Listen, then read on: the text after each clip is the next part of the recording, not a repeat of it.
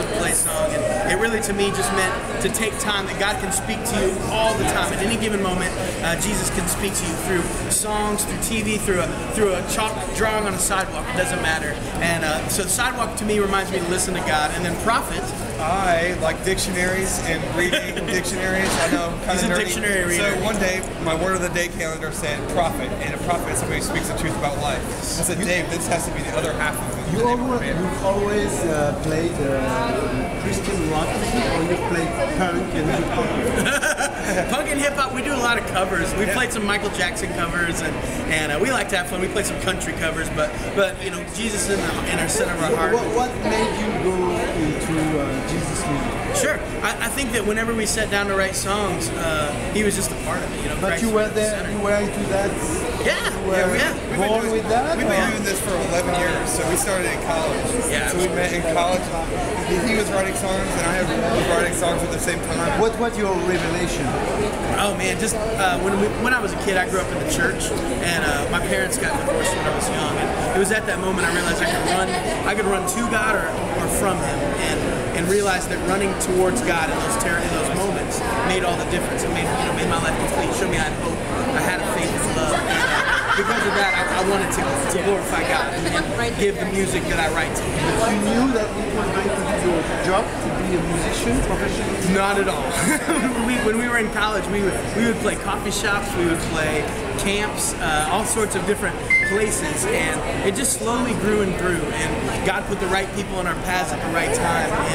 But it's I can't believe we're here. It's very fashionable today to be a gun musician. Is it? I did not know it's that. hyper than before. Oh, yeah. Well, more than it has been in the past. This kind of event is huge now. I know. It's a huge crowd, a huge market. I think a lot of people are realizing. How do you explain it became like Sure. Well, music is powerful. I mean, all throughout history, music has been powerful. And I think that, we as Christians, we started to realize that if you use music to glorify God, if you use it to bring people in, there's Red who has fireballs and screams, but they're doing it for Jesus. And I do believe that you can worship Him in many different ways. Yeah, but recently, teenagers didn't really like, Jesus stuff, music, Jesus. Yeah. They were more into drugs, sex, rock and roll, this kind of thing. Is it finished that, or? Oh no, I they think want some. I think that some all now they want some purity, some positivity. I hope that's the case. I really do. No believe future slogan is not anymore. fashionable. I think that you're always, whenever you are on the side of Jesus, you're going to get some criticism. But I think that the Bible tells us that it's hard sometimes to be someone that tries to follow Jesus. Even in his day, people were blown away by the amount of love that he gave, and I think that that's what it's all about. But that was a long time ago, and the image of that was a bit dusty for young people. Sure. They thought, it's boring to go to church. Sure. It's boring to be advised not to do evil, to do good. And also guiltiness and also all these sermons, it's a heavy thing. It is, and it's definitely a balance. At what point they wanted to say, let's be rebel. I don't want to listen to my parents. Right. I don't want to listen to the church, to the priest. I don't want to do my own thing. Right. I want to be wild.